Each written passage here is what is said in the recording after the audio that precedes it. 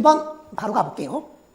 윗글의 내용과 일치하지 않는 것. 항상 세부 내용 일치 문제는 나올 수 있습니다. 너 글 읽었니? 사실적 독해의 영역인데 같은 책을 읽은 독자라도 서로 다른 의미를 구성할 수 있다. 띵동. 왜냐하면 독자요인과 환경 요인이 서로 다르니까요. 다른 독자와의 소통은 독자가 인식의 폭을 확장하도록 돕니다. 띵동. 맞는 말이죠. 독자는 직접 경험하지 못했던 직접에 만든 말이 간접이잖아. 다양한 삶을 책의 필자를 매개로 접할 수 있다. 이게 직접 경험해보지 못했던 이라는 게 간접적인 경험이라는 거네. 선생님 재진술 좋습니다. 여기까지 틀린 사람 아무도 없었거든요. 자, 네 번째. 독자의 배경지식, 관점, 읽기 환경, 과제는 독자의 의미 구성에 영향을 주는 독자 요인이다. 문장의 앞뒤를 좀 바꿨어요. 독자의 배경지식이나 관점은 독자 요인이 맞죠. 근데 읽기 환경이나 과제는요. 무슨 요인이냐? 환경 요인입니다. 선생님 이거 다 보고 쓴 거 아니에요? 그게 아니라 학생들이 놓치기 쉬운 실수에 대해서 평가원이 항상 이렇게 낸다는 걸 말해주기 위해서 읽을 때 조금 정리해드렸거든요. 원칙은 어떤 거냐? 범주를 나누면요. 반드시 이 범주와 소속된 그 요소, 범주와 관련된 구성 요소들을 물어요. A, B, C의 small a1, small a2, small b1, small b2, small c1, small c2가 있다고 하면요. 이 b1, b2는 A에 포함될 수 있는 건 아니잖아요. 됐나요? 그래서 이게 틀린 겁니다. 답은 4번이고요.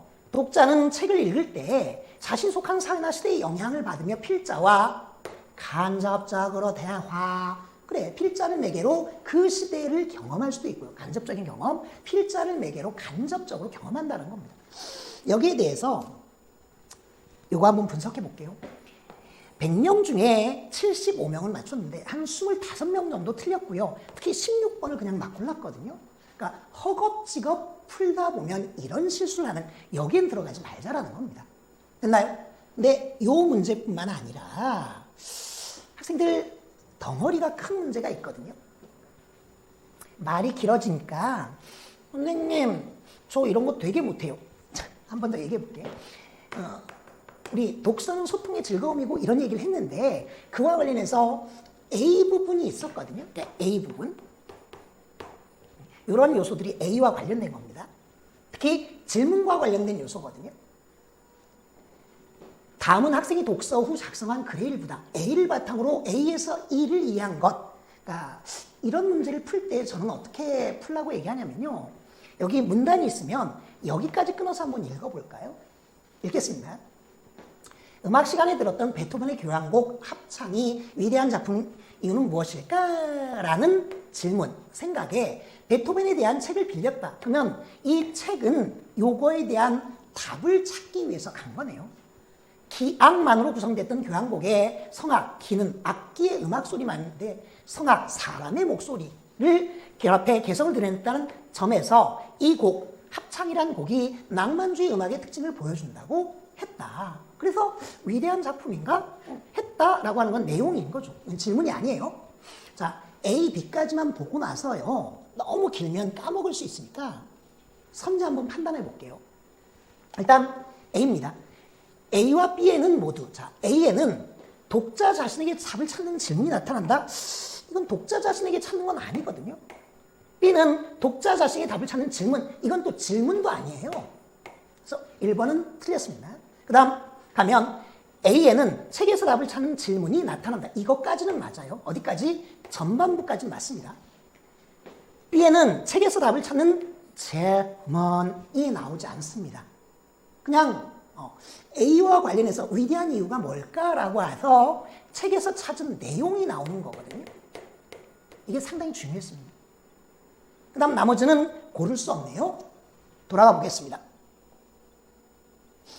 계속 가볼게요. 합창을 해설한 부분에 이어 베토벤의 생애에 관한 뒷부분도 읽었는데 C. 이 내용들을 종합해 절망적 상황에서도 열정적으로, 이거까지는 한번 지워볼까요? 절망적 상황에서도 열정적으로 자신이 좋아하는 일을 했기에 교향곡 구성의 새로움을 보여준 명작이 탄생했음을 알게 됐다까지도 책에서 알게 된 거죠. 책에서 알게 된 거죠. 연결해서.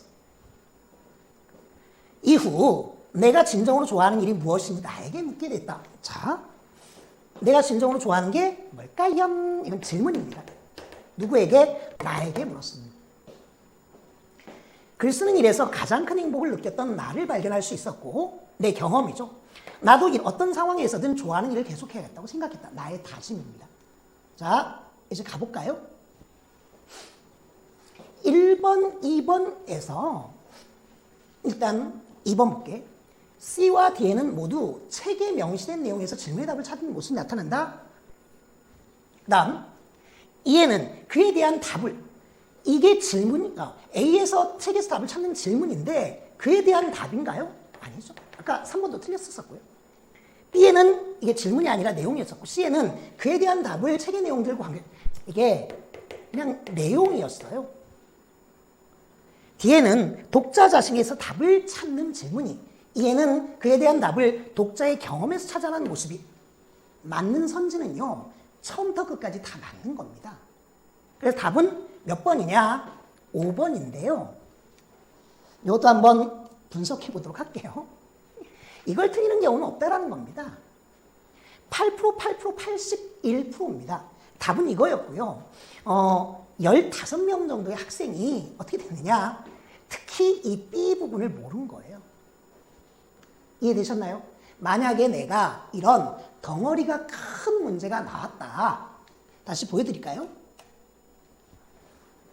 A, B, C, D인데 A, B까지 생각이 한 덩어리니까 문단 읽을 수밖에 없고요. 그와 관련해서 1, 2, 3, 4, 5에 관련된 선지를 풀고 나머지 부분 읽으면서 나머지 부분을 체크하면 좋겠습니다.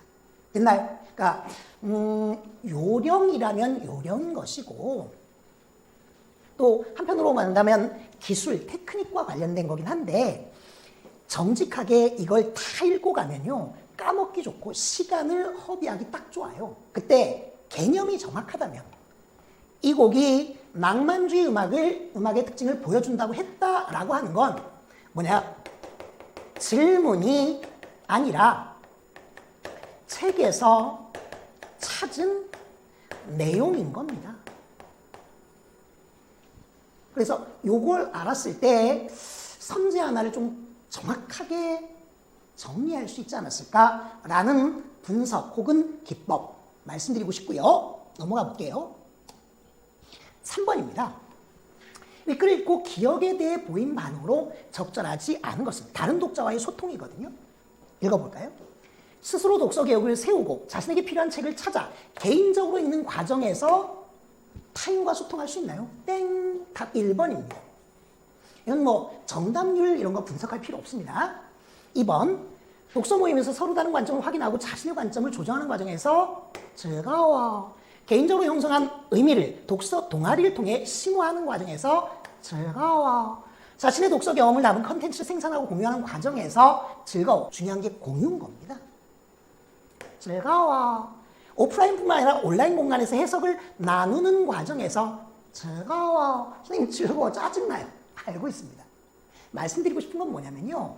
개인적인 게 아니라 다른 독자와의 소통, 사회사적 상호작용인 거예요. 개념어 대립상으로 읽을 줄 아는 것. 또 하나 아까 2번 문제에서 덩어리가 컸을 때 그 부분만 팩트체크하는 방식으로 가되 정확한 개념이나 원리가 적용되는 질문이라고 했으니까 질문과 관련된 건데 B는요 답변이었거든요. 혹은 내용이었거든요. 됐나요? 끊어가겠습니다.